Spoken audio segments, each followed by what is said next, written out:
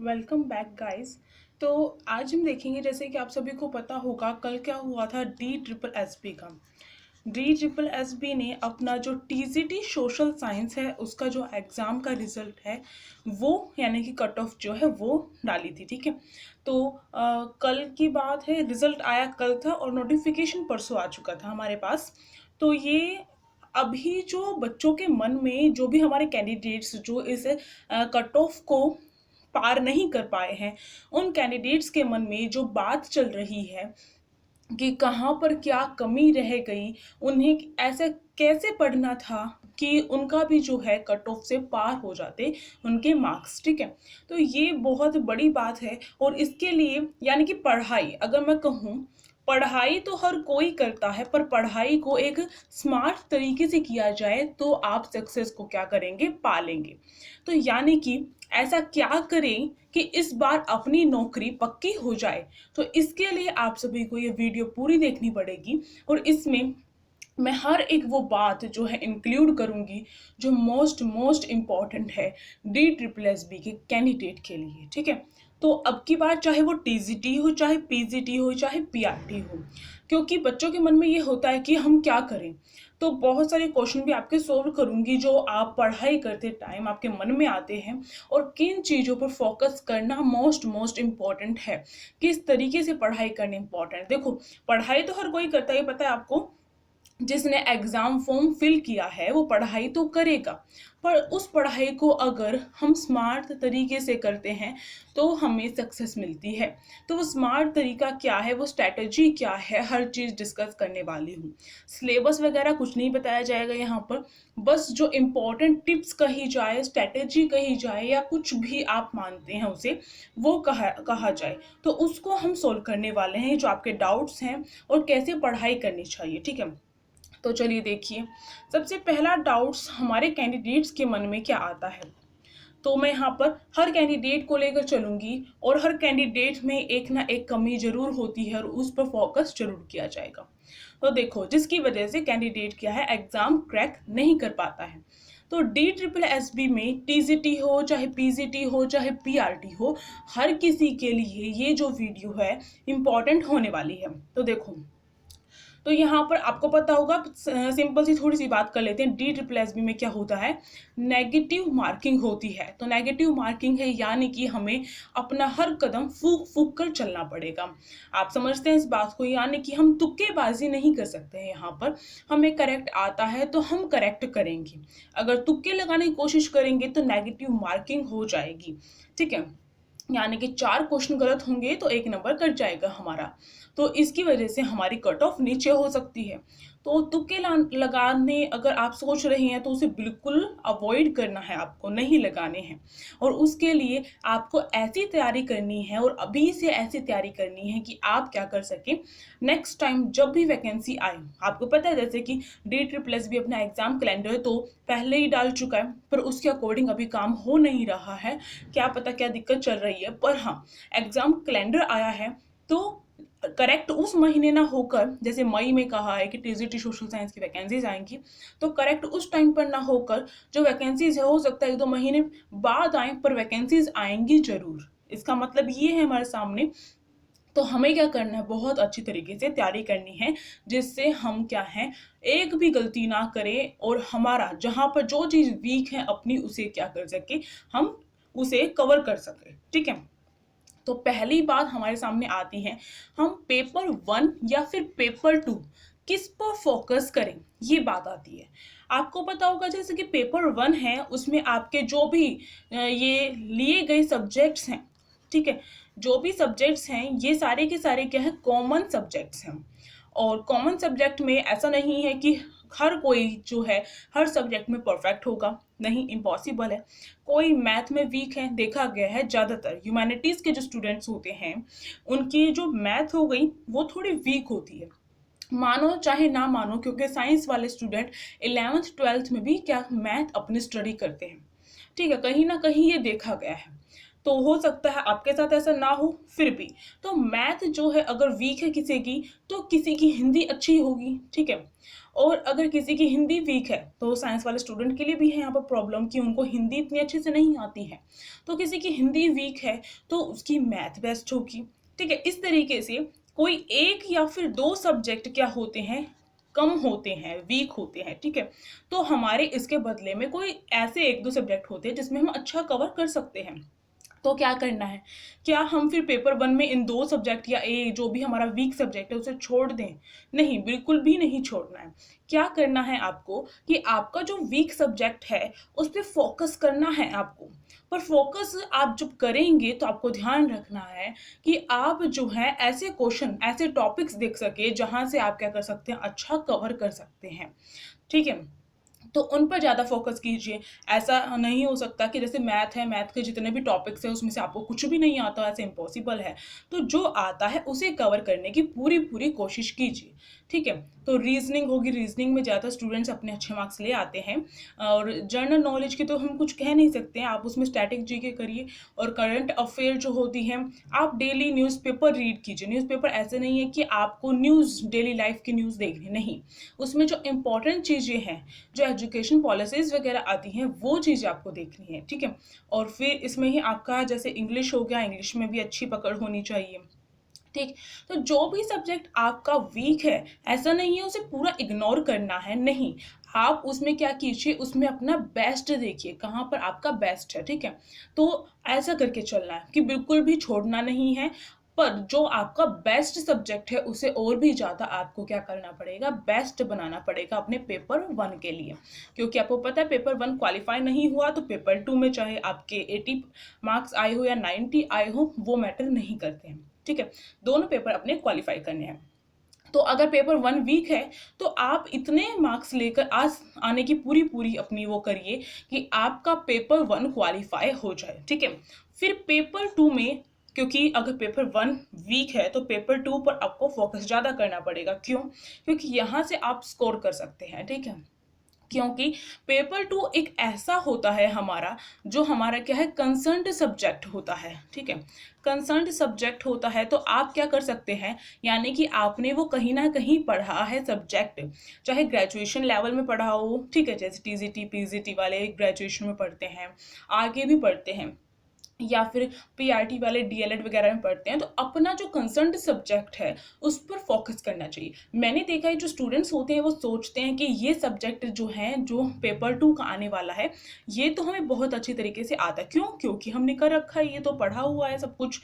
उस पर फोकस कम देना स्टार्ट कर देते हैं, जिसकी वजह से क्या होता है, जिसकी वजह से उनके इसमें मार्क्स कम आते हैं। तो इसका मतलब ये है पेपर वन पर भी फोकस देना है इक्वली, और पेपर टू पर भी। और आपको एनालाइज करना है कि आपका जो रिजल्ट आया है उसमें आपके कहाँ पर मार्क्स कम आए हैं। जब आप एग्जाम देकर आए होंगे तो आपको पता होगा क्वेश्चन किस टाइप के आए थे, क्या ज़्यादा हार्ड थे, क्या ज़्यादा इजी थे। तो आपको ये नहीं सोच के चलना है कि अगर मानो paper two, only paper two की आप बहुत अच्छे से तैयारी करके चले गए और आपका पेपर टू बहुत हार्ड आ गया, तो क्या पेपर वन में आपके मार्क्स जो अच्छे आने वाले थे वो रुक नहीं जाएंगे? हो जाएगा ऐसा, ठीक है। तो इसलिए क्या करना है आपको, पेपर वन जो है वो भी अच्छे से करना है, पर अपने बेस्ट चीज पर फोकस देना है। और मेरा मानना है पेपर टू जो होता है स्टूडेंट्स का बेस्ट होना ही चाहिए, ठीक है। नहीं है तो उसे बनाओ, 100 मार्क्स का होता है ये।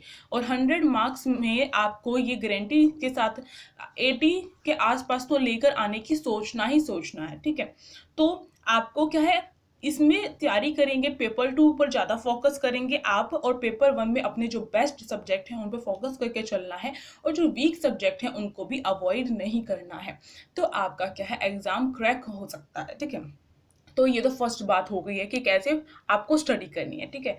तो अब यहाँ पर सेकंड जो बात आती है वो आती है कि आपको क्या है, जो कैंडिडेट्स, अभी जो कैंडिडेट्स जिनका रिजल्ट आया है, या फिर जो भी कैंडिडेट्स आगे के लिए प्रिपेयर करना चाहते हैं, तो उनको ध्यान रखना है कि अलग बनना है तो उसके लिए कुछ अलग करना पड़ेगा। तो अलग बनने के लिए अलग बनो, इसका मतलब क्या है? कुछ अलग बनना है आपको, कुछ हटकर बनना है, आपको ये नौकरी चाहिए। कुछ ऐसे भी हैं जिनको ये नौकरी नहीं मिलती है डी ट्रिपल एस बी की, तो उनसे आपको अलग बनना है, तो उसके लिए कुछ आपको अलग करना पड़ेगा। इसका मतलब यहाँ पर ये है कि देखो वही डी ट्रिपल एस बी जब एग्जाम का नोटिफिकेशन निकालता है, एडवर्टाइजमेंट निकालता है, तब क्या करते हैं स्टूडेंट्स? अपनी स्टडी स्टार्ट करते हैं। पर आपको ऐसा नहीं करना। अब आप सोचेंगे अब भी नहीं पढ़ेंगे तो कब पढ़ेंगे? इसका मतलब ये है, मैंने ये एनालाइज किए स्टूडेंट क्या करते हैं, एग्जाम देकर आए तो अब उन्हें क्या है, रिजल्ट की टेंशन होनी स्टार्ट हो जाती है कि रिजल्ट कब आएगा, ठीक है। तो रिजल्ट की टेंशन ज़्यादा होनी स्टार्ट हो जाती है और वो अपनी जो स्टडी है उसे क्या है, बिल्कुल भी फोकस नहीं कर पाते हैं। तो जिसकी वजह से उनका वो टाइम वेस्ट हुआ है। यानी कि आपको अपना एक दिन भी खराब नहीं करना है। आपको किसी एडवर्टाइजमेंट, किसी वैकेंसीज के नोटिफिकेशन की ज़रूरत नहीं होनी चाहिए पढ़ाई करने के लिए।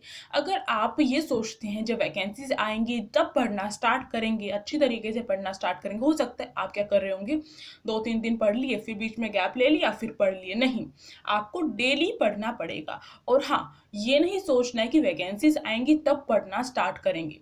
देखो भाई, जब वैकेंसीज आती हैं तब तो हर कोई पढ़ता है, आप कुछ अलग नहीं करने वाले हैं उस टाइम पर। जब वैकेंसीज का नोटिफिकेशन आता है, एग्जाम डेट आती है, तो हर कोई पढ़ता है। आप उसमें कुछ अलग नहीं करने वाले हैं। अलग तब बनोगे जब अभी से पढ़ना स्टार्ट करोगे। समझ रहे हैं आप मेरी बात? अगर अभी से पढ़ना स्टार्ट नहीं करोगे तो आपके जो छोटे छोटे कॉन्सेप्ट होते हैं उन्हें क्लियर नहीं कर पाते हो। आपका जो स्टडी प्लान होता है जिसमें बहुत सारी चीज़ें शामिल होती हैं, यहाँ पर स्टडी प्लान का मतलब ये नहीं है कि इस दिन ये कवर करना है उस दिन ये नहीं। यहाँ पर मेरा मतलब है कि जैसे कि एग्ज़ाम से पहले आपको मॉक टेस्ट वगैरह देकर देखना चाहिए, कहा जाता है, ठीक है। उसका बेनिफिट भी बताऊंगी और भी बहुत सारी चीज़ें कही जाती हैं। तो वो कब करोगे? जब आपके टॉपिक ही कवर नहीं हो रहे हैं तो ये सारी चीज़ें कब करोगे? तो इसका मतलब ये है कि आपके जहाँ पर जिस टॉपिक में आपने जैसे एग्ज़ाम देकर देखा होगा तो आपको पता होगा कि यहाँ से क्वेश्चन पूछे जा रहे हैं, ठीक है। तो एक छोटा सा पैटर्न आपको समझ में आ गया होगा। नहीं, अगर आपने एग्जाम नहीं दिया है कभी भी और फर्स्ट टाइम आप देने वाले हैं तो आपको ये बता दूं कि आप क्या करेंगे, प्रीवियस ईयर करके देखेंगे। इसमें क्या होगा, आपको एक पैटर्न पता चल जाएगा। और हाँ, करना वो सब कुछ होता है आपको, तो इसलिए मैं यही कहूंगी अपने कॉन्सेप्ट क्लियर करने के लिए आपके पास एक अच्छा खासा टाइम होना चाहिए, जो टाइम वैकेंसीज का नोटिफिकेशन आने के बाद हमारे पास नहीं होता है। तो इसलिए अलग बनना है तो अलग करना पड़ेगा। तो अलग बनने के लिए कुछ तो करना ही पड़ेगा आपको। तो इसलिए अभी से पढ़ाई करोगे तभी पॉसिबल है, क्योंकि आपको बहुत चीज़ें कवर करनी है। अब क्या क्या चीज़ें आपको कवर करनी है इसके बारे में भी अब यहाँ पर मैं आपको बताने वाली हूँ। तो इम्पॉर्टेंट टिप्स भी मैंने कही थी आपको कि क्या क्या इंपॉर्टेंट टिप्स दूंगी, ये केवल लिखा हुआ है, इसके अंदर जो बातें बताऊंगी वो आपको बहुत बहुत बहुत ज़रूरी जाननी है। तो चलिए देखते हैं। तो देखो भाई, आपको अगर D triple S B correct करना है तो आपको डेली स्टडी करनी पड़ेगी।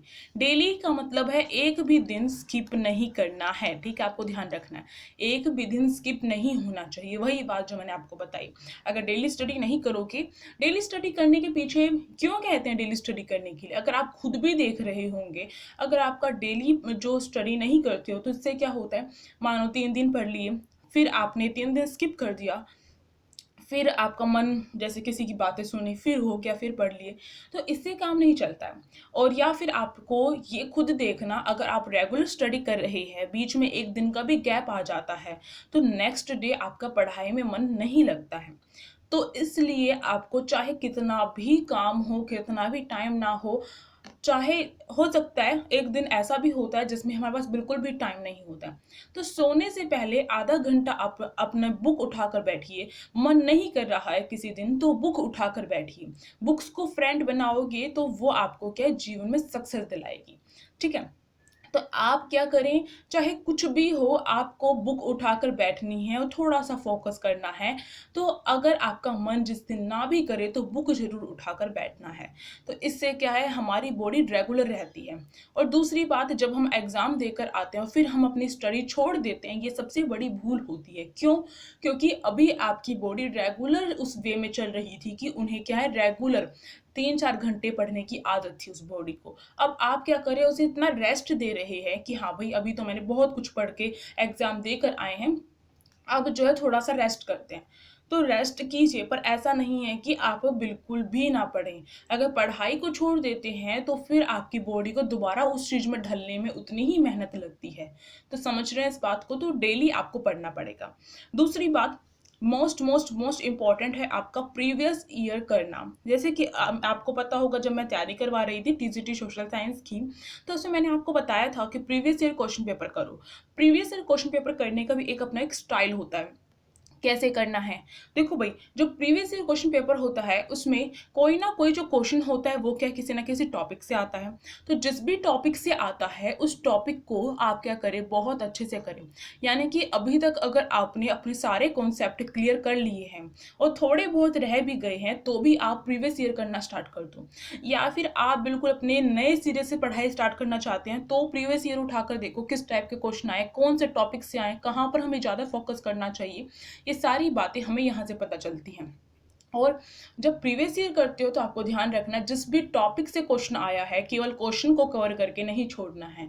उस टॉपिक को आपको क्या करना पड़ेगा, पूरी अच्छी तरीके से उस टॉपिक को कवर करना पड़ेगा। टॉपिक कवर कर लोगे तो नेक्स्ट टाइम जब आप एग्जाम देने जाओगे आपको लगेगा हाँ भाई ये तो मैंने प्रीवियस ईयर से ही किया था। ठीक है। तो अब की बार में मैंने देखा है, जैसे मैंने करवाया था आप सभी को प्रीवियस ईयर जो करवाए हैं, नोट्स के साथ करवाए हैं, टॉपिक कवर करते हुए करवाए हैं।